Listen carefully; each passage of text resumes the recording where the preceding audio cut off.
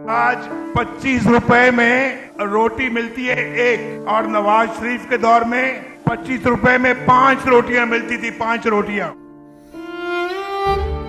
Gas सस्ती थी, बिजली सस्ती थी।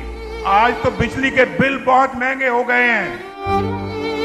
नवाज शरीफ याद आता है या नहीं आता? ये तब्दीली ने अवाम के साथ ये सलूक किया है।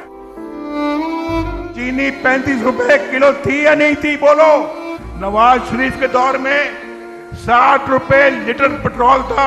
नवाज शरीफ याद आता है या नहीं आता? किसानों को पूछो, नवाज शरीफ के दौर में ट्रैक्टर कितने का था? ट्रैक्टर 8 लाख रुपए का, आज 38 लाख रुपए का है।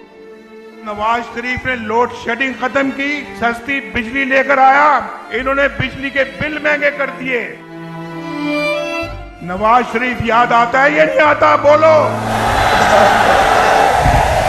इसलिए तो आज नवाज शरीफ सुरखरू होकर आपके सामने खड़ा है। पाकिस्तान के लिए शेर पर मोहर लगाओ, पाकिस्तान को नवाज दो।